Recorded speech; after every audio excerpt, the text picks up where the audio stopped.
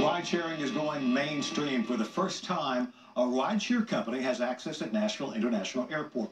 For the airport, it's a way to restore revenue they've been losing. Ride-sharing companies like Uber and Lyft are changing the way we get around town. And that extends to the airport, too.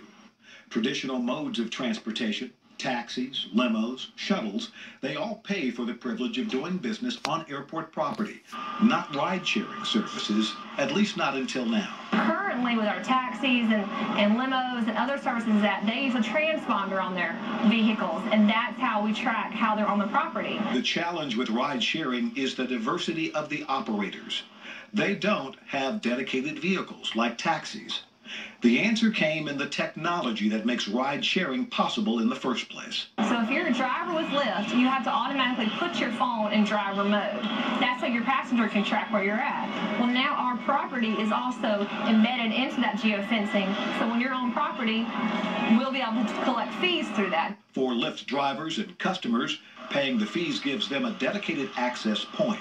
That way, there's always a driver waiting, just like you'd have at a taxi stand. You know, sometimes when people get off a long flight, they're ready to go. They don't want to wait for a ride, you know, and if Lyft is able to be here to provide service for those customers, yeah, it's definitely a plus for us. For now, Lyft is the only ride-share service with an agreement like this.